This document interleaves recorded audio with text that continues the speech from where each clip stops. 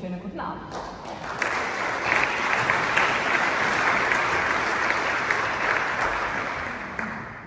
Ja, sehr geehrte Frau Bundesministerin, sehr geehrte Festgäste, auch von mir ein herzliches Willkommen zu diesem besonderen Anlass. Es ist auch ein besonderer Anlass, weil Sie als Unternehmen ausgezeichnet werden. Aber nicht nur als Unternehmen, sondern auch als Familienunternehmen. Was ich als unter einem Familienunternehmer verstehe, möchte ich Ihnen auch heute genauer erklären. Und zwar als die nächste Generation, als ein Weiterführer, als jemand, der ein Familienunternehmen weiterführt. So möchte ich mich auch bei Ihnen vorstellen. Mein Name ist Matthias Unger. Ich bin Weiterführer eines Familienunternehmens mit 1200 Mitarbeitern, aktiv in mehr als 20 Ländern. Wie groß die Dimension von Familienunternehmen ist, sieht man, dass zumindest 3/4 aller Unternehmen in Österreich zumindest familienkontrolliert, sprich auch wieder geführt oder kontrolliert durch einen Aufsichtsrat sind. Das heißt, da sieht man die große Dimension von Familienunternehmen. Was ist nun ein Familienunternehmen? Sie kennen es alle. Sie zeichnen sich aus durch Schnelligkeit, durch Flexibilität, durch flache Hierarchien, durch kurze Entscheidungswege.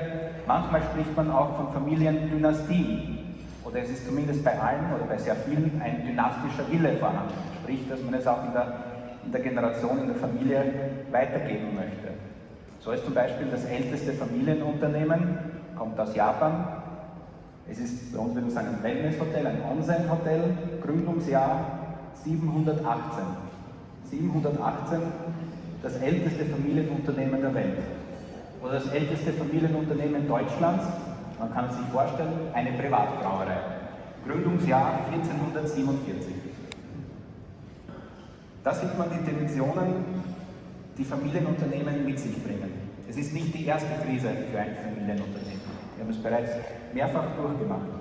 Aber ich möchte Ihnen heute auf eine Reise mitnehmen zu einem, ich nenne es das Familiendreieck. Ein spannendes Dreieck, das sich nur in der Familie, in einem Familienunternehmen ergibt.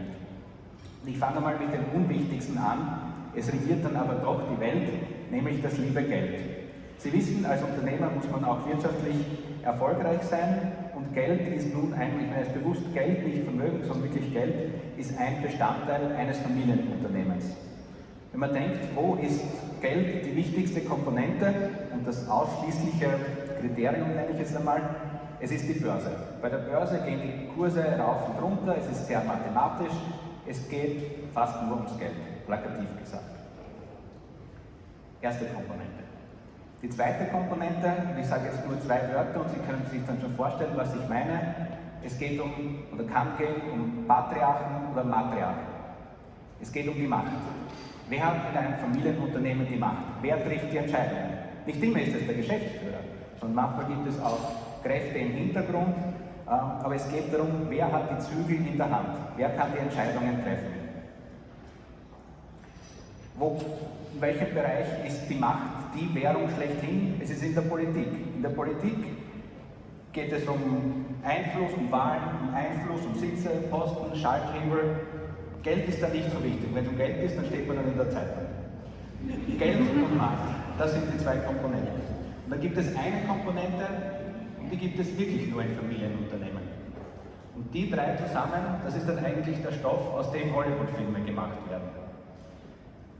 Das gibt es weder an der Börse noch in der Politik. Und zwar, es ist die Liebe. Die Liebe in der Familie.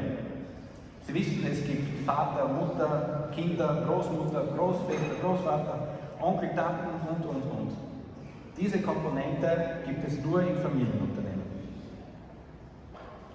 Und als ich das erste Mal gehört habe, hatte ich Gänsehaut. Weil das ist, wie ich schon gesagt habe, die Teile, aus dem Hollywood-Filme gemacht sind. Das war für mich so eine emotionale Bindung. Ich weiß, ich bin quasi Teil dieses Familienunternehmens, in so einem Dreieck aktiv. Übrigens, ein kleines Detail am Rande.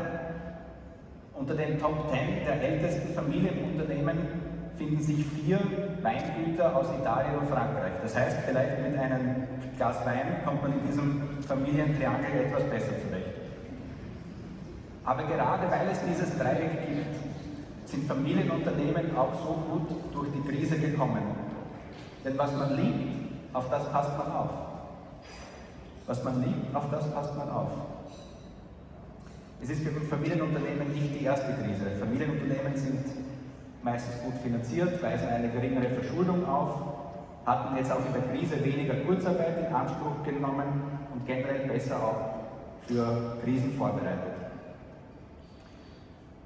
Und genau dieses Dreieck war für mich eben ein Gänsehautmoment, ein einschneidendes Erlebnis, ein Erinnerungsanker. Man spricht ja auch oft in der Familie von Erinnerungsankern, wenn man Zeit mit Kindern oder mit Großeltern verbringt. Und genau so etwas braucht man auch als nächste Generation, wenn man ein Unternehmen weiterführen möchte. Erinnerungsanker. Und ich darf Ihnen jetzt von zwei Erlebnissen auch von mir erzählen, die diese besonderen Erinnerungsanker für mich ausgemacht haben, einen intern und einen extern. Der eine interne, da war ich gerade so alt wie mein Sohn jetzt, der ist 6, 7 Jahre. Ich bin mit meinem Vater durch die Produktion bei uns gelaufen. Und er hat gesagt, wir haben eine Stahlbauproduktion, er hat gesagt, das ist ein I-Träger, das ist ein U-Profil, das ist ein Winkelprofil, das ist ein Formrohr. Ich habe mir das alles angesehen. Damals war ich mir dessen natürlich nicht bewusst. Das Einzige, was ich gemacht habe, ich habe mir 2 Formrohre genommen, die übereinander gestapelt, Holzlatten drüber gelegt und dann mit meinem BMX-Rad drüber gefahren und einen Sprung gemacht. Aber gerade dieses Erlebnis von damals hat bei mir diese Bindung auch ausgelöst. Denn genau just an dem Platz, wo ich damals mit meinem BMX-Rad gelandet bin, das ist jetzt mein Parkplatz, wo ich jeden Tag ins Unternehmen fahre und mein Auto abstelle. Also insofern war diese eine besondere emotionale Bindung auch, ja, dieses Erlebnis. Und das zweite Erlebnis, da war ich schon etwas erfahrener, Ende 20. Ich bin in einem Netzwerk von deutschen Familiennachfolgern, die nennen das Nachfolger-Netzwerk, wobei ich immer gesagt habe, Nachfolger, das klingt so, oder Weiterführer, Weitergeber, das ist so, man geht wie ein Lemming nach und folgt danach. Aber deswegen versuche ich den Begriff des Weiterführers, der Weiterführerin zu prägen, wo man in das Unternehmen weiterführt, dass die Zukunft gesichert ist.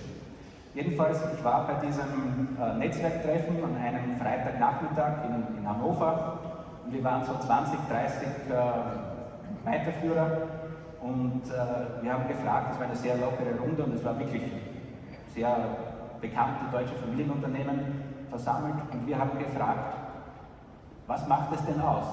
Was brauchen wir denn? Wir hatten einen Senioren, in Deutschland sehr bekannte Familienunternehmerpersönlichkeit. Wir haben ihn gefragt, was macht es denn aus? In unserer Runde wir hatten einen Maschinenbauunternehmer aus Baden-Württemberg, der hat gesagt, ja, das Wichtigste im Unternehmen, er muss das Produkt verstehen, es muss ein Techniker sein, er muss das alles verstehen. Ein anderer hat gesagt, der war aus Frankfurt, der hat in Harvard studiert und der hat gesagt, Strategie ist das Wichtigste, er ist für Finanzierungen und so weiter. Und ein dritter hat gesagt, Innovation, man muss ins Familienunternehmen Innovation hineinbringen. Und dann, wir waren alle so Ende 20, Anfang 30 und der hat dann, der deutsche Drogerie-Familienunternehmer, hat dann einen Satz gesagt und wenn ich Ihnen den Satz jetzt sage, ist eigentlich ein sehr banaler Satz. Aber ich muss sagen, das hat auf uns alle sehr, sehr stark gewirkt, weil wir gerade in dieser Phase waren. Wir wollten eben wissen, was macht es denn aus? Und er hat den einen Satz gesagt, und das war, wie gesagt, wieder ein Gänsehautmoment für mich. Er hat gesagt, werden Sie eine Persönlichkeit. Wir haben uns angesehen, der aus Baden-Württemberg, das sind die Zahnräder, die, sag ich so, umgelaufen, der Stratege hat alle Matrizen gleich vergessen. Und das war so ein aussagekräftiger Moment, weil es einerseits ein sehr einfacher Satz war, aber doch auch sehr viel ausgesagt hat. Denn wenn Sie, wie so in meiner Funktion, ein Unternehmen mit 1200 Mitarbeitern zu führen haben, dann müssen Sie eine klare Linie haben, klare Entscheidungen treffen. Und dazu muss man eben eine Persönlichkeit sein und auch für die Mitarbeiter schon vorhersehbar handeln können. Also insofern war das ein sehr prägender, wichtiger Gänsehautmoment auch. Deswegen glaube ich, ist es auch wichtig, dass man in diesem Familienbereich jeder sich auch an seinen Emotionen arbeitet, weil man sich ja auch Verantwortung gegenüber den Mitarbeitern hat und auch als Familienunternehmer darin bewegt. Natürlich muss man auch das Produkt verstehen, die Technik verstehen, und so in meiner Phase, meinem Generationseinstieg war über mehrere Phasen geteilt, in eine Einstiegsphase, wo man natürlich das Unternehmen kennenlernt, eine Bewährungsphase, wo man Verantwortung hat, und dann eine gemeinsame Phase an der Spitze. So die Theorie, natürlich verschwimmen alle diese Phasen ineinander. Ja, ich kann Ihnen, den ausgezeichneten Unternehmen, aber allen Familienunternehmern, möchte Ihnen meine herzliche Gratulation aussprechen.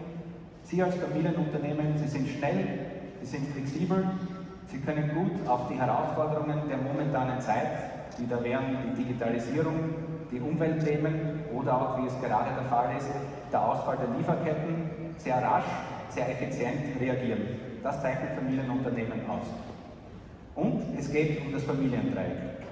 Es geht um Geld, wirtschaftlichen Erfolg, es geht um die Macht, wer trifft die Entscheidungen, was Familienunternehmen wirklich unterscheidet. Und Sie wissen es bereits, es geht um das Punkt zum Unternehmen, es geht das Punkt zu Ihrer Familie, es geht das Punkt zu Ihrem Partner, Partnerin, mit der Sie heute vielleicht auch hier sind, es geht um den Punkt zu den Kindern, es geht, und Sie wissen es, um die Liebe. Ich danke Ihnen.